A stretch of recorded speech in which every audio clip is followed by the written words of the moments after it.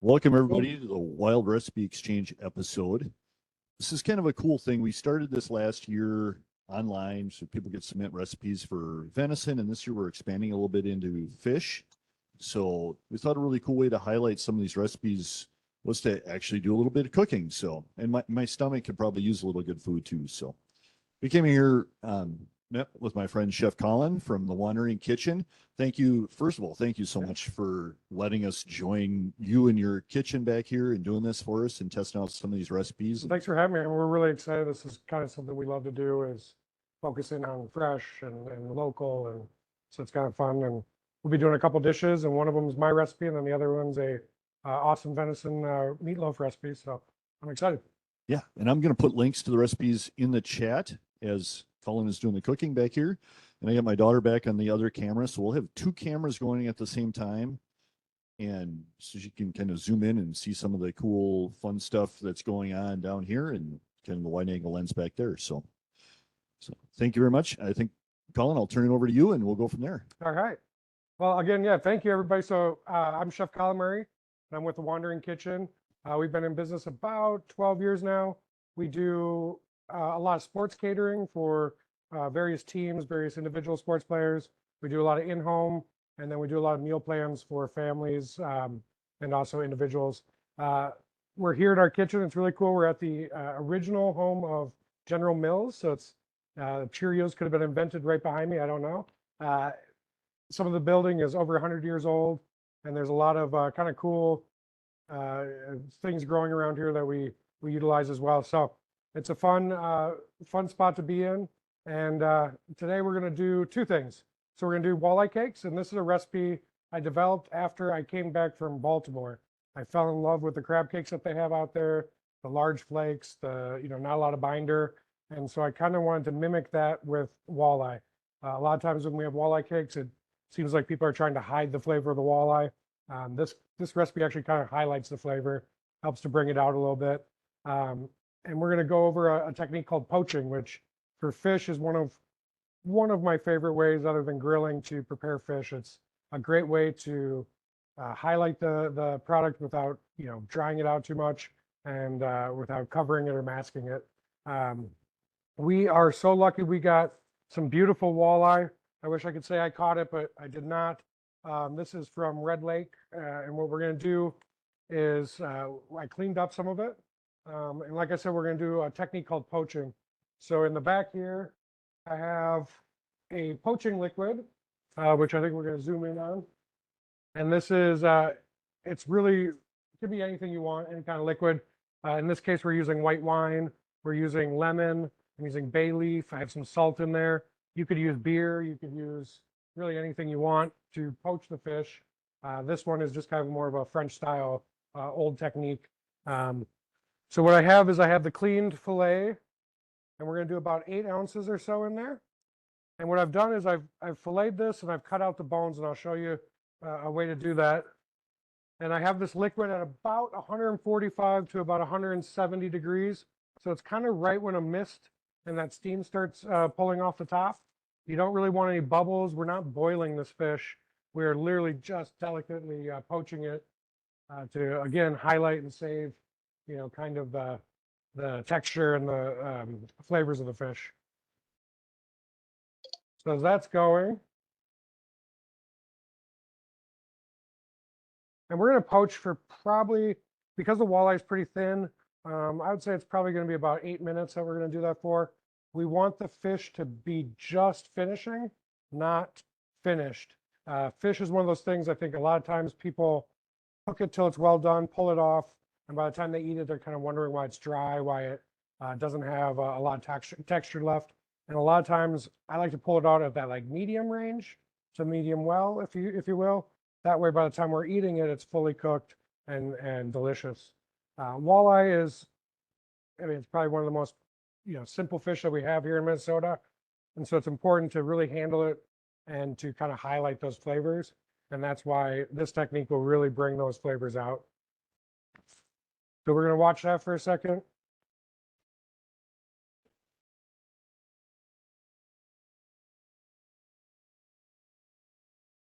Well, that's going to show you how to fillet a walleye.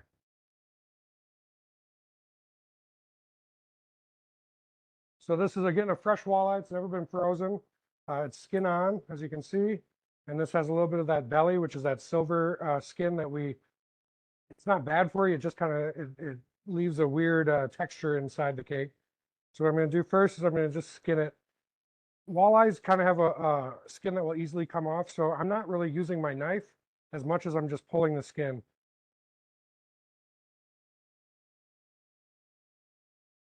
You can save that, make shoes, belts. No, I'm just kidding. All right. So then what we're going to do is we're going to come back here. We're going to remove that silver skin. And then what we're going to see is that we're going to have some bones running right down that middle line. So what I do is I come down from the fillet side or that fatter side, and I go just so I can feel it with my knife. And then I come down and I just slowly let my knife kind of find those bones. They go about halfway to 3/4 of the way back. And then I come on the other side, and this is called a V cut. So we're working our knife at an angle where we're coming down to a point so that we're wasting as little amount of fish as possible. Then I usually just run my thumb real quick, make sure I didn't miss anything, and we're good to go. Now in the restaurant, we would use these fillets, and what I do is I save this piece, and eventually we have enough where we can make these walleye cakes. At home, if you want, you can use that full fillet, or you can just save up those bellies and use that eventually. So I have in this bowl,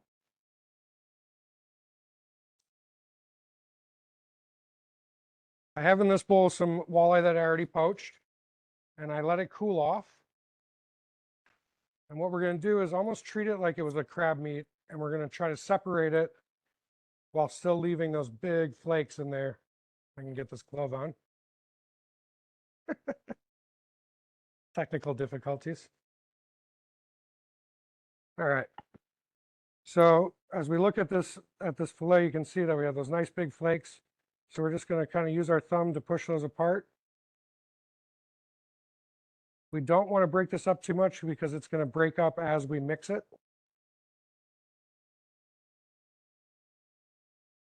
And if you're looking for other fish to do this with, you can use cod if you like the oceanic fish. You can use salmon. We just made these with smoked trout the other day from Wisconsin. It was delicious, other than the fact it was from Wisconsin. But if you got the Minnesota stuff, it'd be way better. We have a little green onion. So in this one, I have all of our wet ingredients. So what we have here is we have 1 egg yolk. We have a little bit of mayonnaise, a little bit of whole grain mustard, and a seasoning called Old Bay. So again, when I was in Maryland, I fell in love with like just how fresh all their seafood dishes were. And one of the seasonings that they almost always used was Old Bay, which was not something I grew up using. But I find like the celery in it, the amount of spice is perfect to really go with this. And then we're going to use some breadcrumbs, and we're just going to use enough breadcrumbs where this starts coming together. We're not trying to have this be bread with walleye. We're going to mix this up. And what I kind of start doing is I use the back of my spoon or spatula, and I kind of just hit the walleye on the side to break it up a little bit more to help kind of thicken it.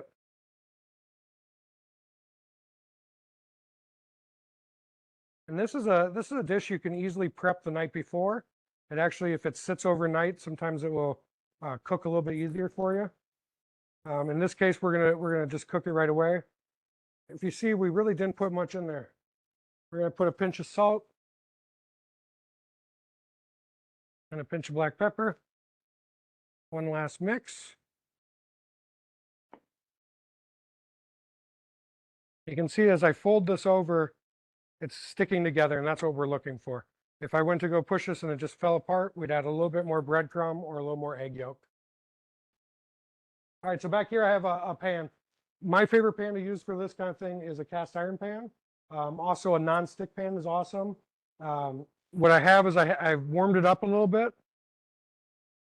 We're gonna turn it on to about a medium-high heat.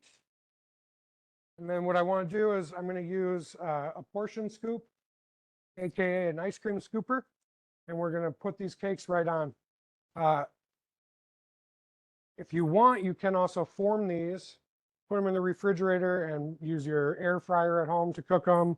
You could put them in a broiler to kind of get that nice brown. In this case, we're going to just use a little saute pan. We have a little bit of corn oil, and then we're going to use this scoop. These are about 1.5 or 1.25 ounces of per cake.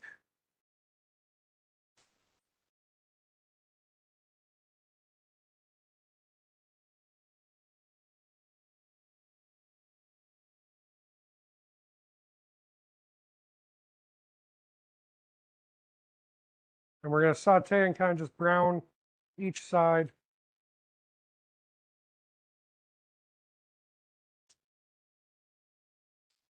And it's only going to take about a minute or two. That walleye is now fully cooked. So all we're looking to do is heat it up. We're not looking to cook this anymore. So it should be a pretty quick process.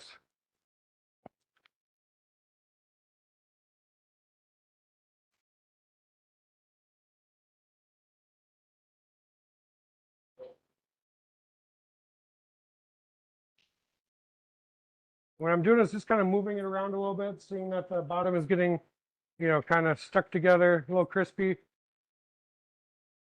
If you like your cake to be I don't know, more put together, you can add celery. You could add more mayonnaise to this. You could add more egg. This cake is just like a little bit more of a looser cake. We're going to flip that over, kind of reform it with our hand a little bit.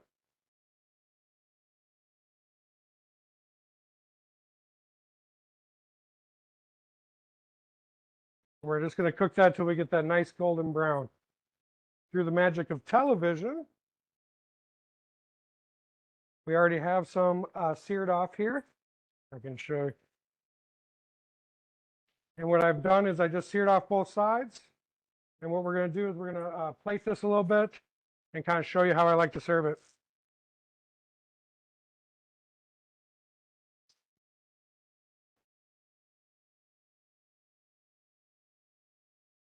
For serving this, we're going to just do a really nice light salad. So I have some mixed greens. And I'm literally just going to put a little bit of lemon juice on there.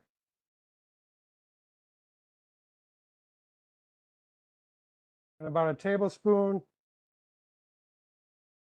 of olive oil. We're going to put a little bit of salt, a little bit of pepper, and that's it. Mix this up. Put a little bit on the side of the plate. A couple tomatoes. Then for the cakes themselves, we're going to just put a couple of those on the plate. And then I do a tzatziki sauce, which is kind of a Greek sauce. It's a yogurt based, cucumbers. We have a little bit of sumac in here, garlic, and I'll get you a recipe for that too. I just put a little dollop of that. And those are the walleye cakes. Again, nice, simple. Highlight the fish. All right. Here, I can. Ooh. Ooh. Perfect. So walleye, it's hard to get good fresh walleye. Most of the time it's been frozen, which is just fine for this application. It's a great way to do it. If you have that fish that's been in the freezer and you got a bunch of small fillets, that's a great way to kind of use those up. And it's a great way if you're going camping, if you're going fishing, you can make this mix, put it into a container, bring it up with you, and then you can just fry it while you're up there. Or you could even cook them ahead of time and just rewarm them while you're on the go. All right. Questions? We did have one question. Wife asked, he was looking about wild leeks. He said with so many people, it's a pretty slow growing plant, and with so many people foraging them, Would you recommend another more sustainable thing to add other than leeks? To the what? Other than using leeks, is there something else that's more sustainable that people don't have to forage for? Oh yeah. Like I use green onions, chives, those grow so easily in your garden. I, you could even just use like a white onion, anything like that to kind of offset. The leek just has like a little bit milder of flavor. So even like shallots, to me are similar flavor, green onion, anything like that. Awesome. I think that's all we had for that one. That smells wonderful in here right now. So I did just wanted to point out too, Sarah Carlson was the one that put the meatloaf recipe in for the venison recipe. Yeah. So I'm super glad you're cooking that one because I love venison and we're getting ready for our learn to hunt season and all that fun stuff. So this one it might have to stay in the books, but I will put the link in the recipe in the chat for this one. Also, I just put the walleye cakes in there. So Perfect. let's cook some venison. Cool. All right. So venison. So now we're talking more about game. I think some people don't like game because they had that one bad experience years ago where something tasted tinny or something tasted extremely robust. Where you harvest the animal is going to really make a difference in the flavor of the meat. If you're harvesting an animal in a cornfield or around that, you're going to have a totally different than if you're harvesting it in hardwoods up north or something like that. So each venison is treated a little bit different as you kind of taste it or you kind of know what's going on with the different flavor profile. But the biggest thing is wild game is never going to have as much fat as a raised animal. It doesn't matter where you harvest the animal, it just isn't going to happen. And I think sometimes what happens is people, overcook it, they overwork it, but then they try to mask that flavor by adding so much stuff to it that you kind of now are not really in that. Obviously, the health benefits of game, like you still want to use this over beef or anything like that if you have access to it. But you just have to be careful how you cook it. For this one, we're doing a ground. This recipe calls for kind of your typical meatloaf stuff, eggs, breadcrumbs, that kind of thing.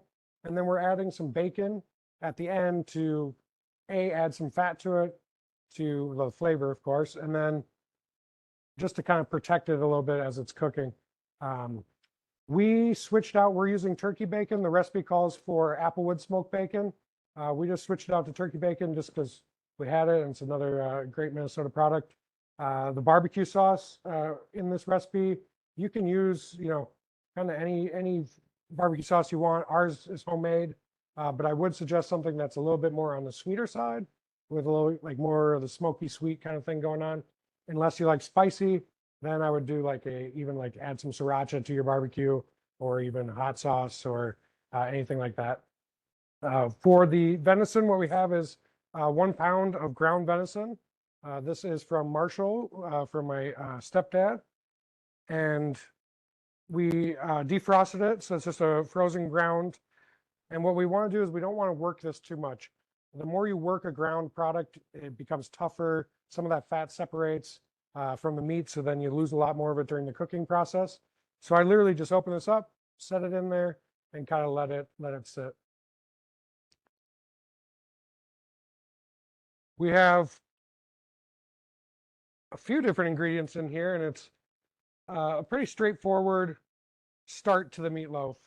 In this case, we're using breadcrumbs. And we're using oatmeal or dry oats, quick oats. That's going to help kind of keep some of that moisture in to the venison. And it's also going to help kind of bind it. When we add the egg to it and everything, I like to add those dry ingredients, and I'm not mushing it into it. I'm just kind of giving it a light toss, just so it's kind of all over the place, coating those like clumps. Then we're going to add our eggs, I'm sorry. And we're going to add our dry spices.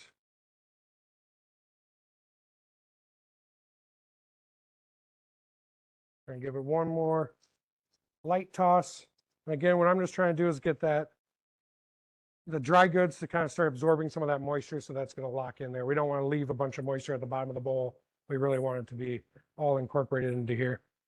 The recipe calls for dry parsley. I'm just using a fresh parsley.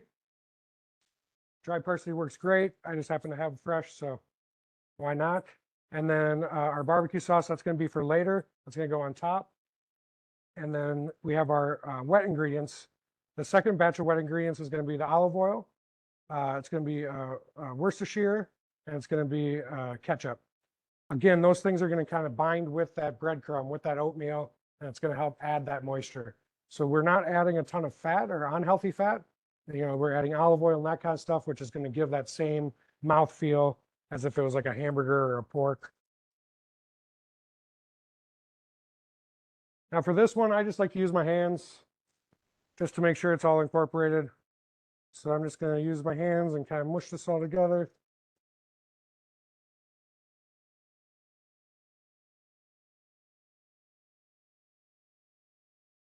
You can see how it's all coming together. It's clumping up. That's perfect.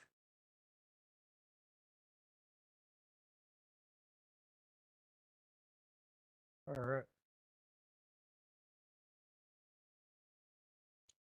So I think at home, I see always people use like pans, bread pans or whatever to make meatloaf.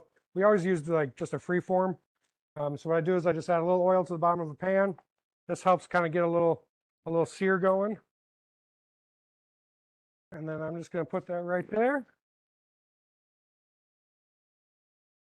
And we can shape this kind of any way we want. The most important thing is that we want it even. You know, we don't want it all different sizes.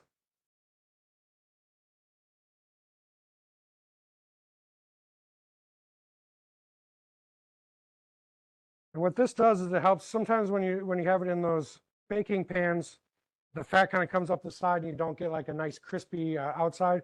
When you go to a restaurant and get meatloaf, you kind of notice a lot of times it's, you know, kind of got that browning on the whole side. That's typically because we do a free form meatloaf. During the holidays, you can make this into a Christmas tree. You know, you can have some fun with it. We're going to add the barbecue sauce on top here.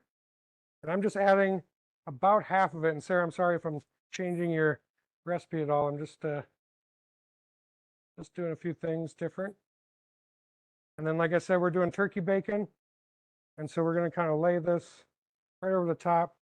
We want to kind of protect as much of that meatloaf as possible.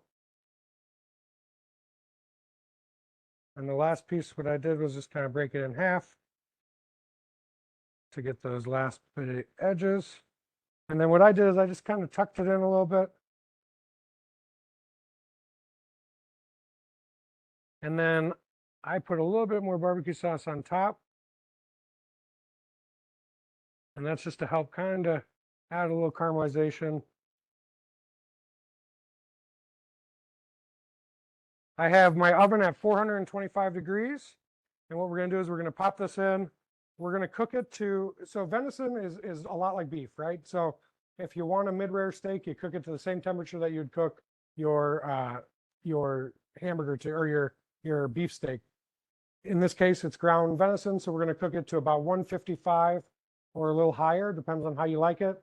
I usually pull it out at about 154 because then it kind of keeps up cooking, and it usually ends up at about 156, 158.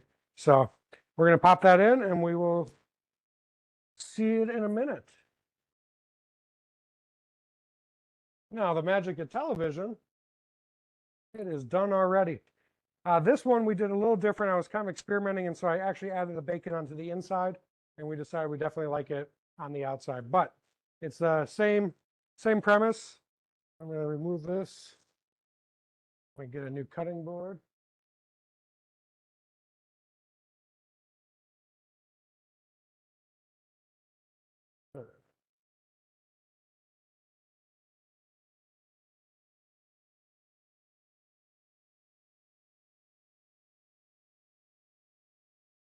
Now, venison. So as we talk about venison, like ground venison is always the easiest to cook with because you can basically do anything you want with it. I have a really good roast that I do with venison, and kind of the keys to it are a few things. I remember watching a show a long time ago, and there's a chef by the name of Pierre White, and he was out hunting and he harvested a deer, and then they went back and cooked it. Well, after he harvested, he walked around for a while and picked kind of a natural habitat. So there was juniper berries, there was all these things growing. This deer that it was pretty obvious that the deer had been eating its life, And so I just remember kind of thinking like, wow, there is that connection, you are what you eat kind of thing. And so, no, I'm not out in the field like figuring out exactly what they're eating, but I'm just kind of imagining what grows in Minnesota, and I try to highlight that. So especially with the roast, with the backstrap, kind of the key to it is, A, don't overcook it. It doesn't have to be well done. You can cook it to medium, you can cook it to mid-rare, as long as you've handled the product correctly. But the other thing is like you want to try to get some of those flavors marinating in. So like this roast I do it with juniper berries, I do onions, I do a little bit of orange, and I kind of let it sit, right? Then the next day, I take all that liquid out, I get rid of it, and then the next day I season it with the salt, the pepper, and kind of let that outside get developed, and then roast it. So now we've, kind of got all that flavor into the inside of that roast, into the inside, and now we're kind of getting rid of a little bit of that gaminess. At the end of the day, that's why you're eating game, is because it has a different flavor, but you don't necessarily want it too intense. I've seen people that use, in the South, a lot of times they would use Dr. Pepper, Coca-Cola, some kind of a soda that was like a little bit sugary, that would help break down the texture of the meat, but it also added that sweetness to it. So there's a lot of different ways to do it.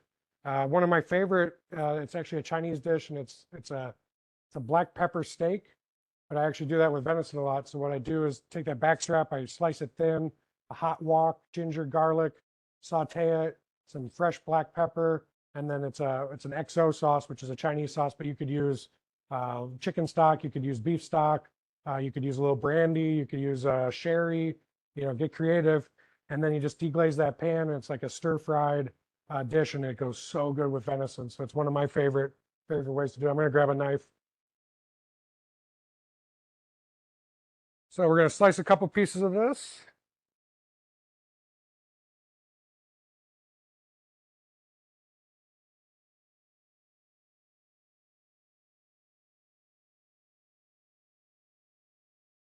And then because I did something different with this recipe and I wanted that crispy bacon, we just crisped up a little bit of bacon on top just for a little garnish.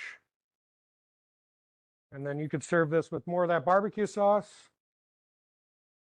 which we will do.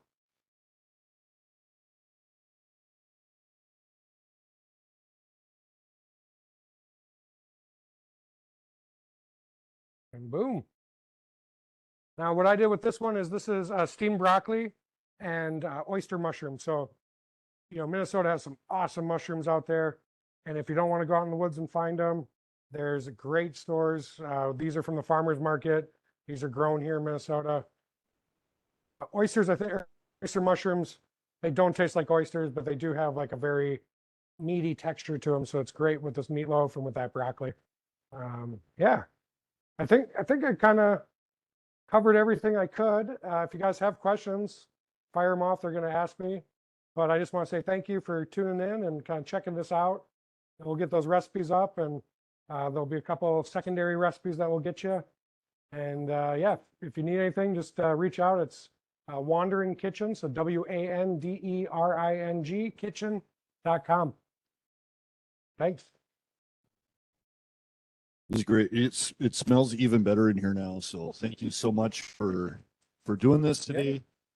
I think part of getting out in Minnesota and hunting, we have a great hunting and fishing tradition in Minnesota, and then trying to all these new recipes out that you can try with wild game. So it's great tips. It's crazy how much access to recipes has changed in the last like 10 years. Like when I was coming up, like I had to go through the cookbooks and I had to highlight stuff, and like now you just type it in and you get 50,000 different versions. But I just want to tell everyone a hint: when you go and you find that recipe, look for the one that has the most reviews. Because sometimes it will be a recipe that comes up first, and then you look at it and 10 people have made it, and it's only a 4-star. So look for those, like the big ones that have been used quite a bit. The really good ones. That's what we like. Yeah. So yeah. I know we were talking a little bit earlier about the church basement ladies that always make cookies. Yeah. And you said you had a bunch of them at home. I've always kind of collected them. Yeah, I love them. There's some great old recipes in those. So some of the pickling recipes in those are phenomenal. I bet. I'm not a pickle fan, but I'm sure they're really good. Just So. haven't had the right pickle. That's true. I get a couple questions coming in. I'm going to sneak up Yeah. here.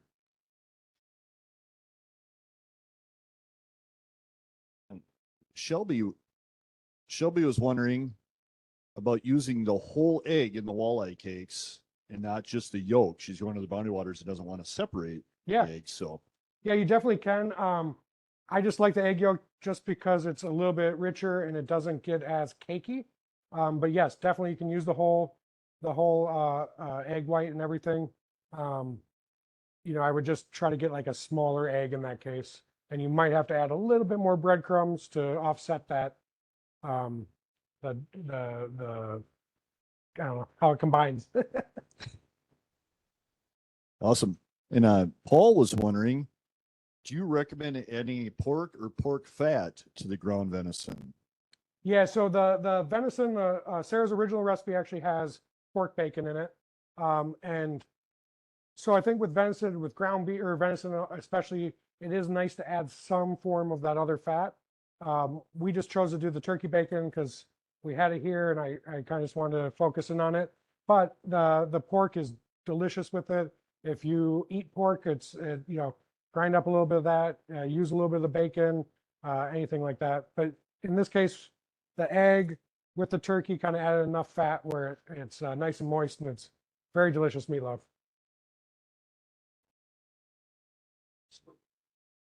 I think that's all we had for questions so far. If you have any more questions that pop in, Lily can let us know.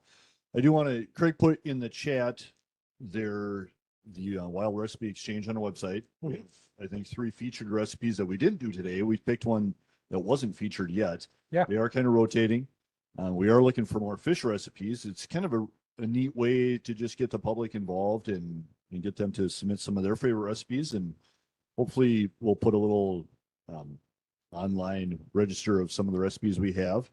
And Now, I've heard rumors about a fried sunny sandwich that people put peanut butter on. So I'm very intrigued about this. I haven't found a recipe yet, but it's amazing how many things peanut butter is really good. oh my gosh, yeah. Hamburgers.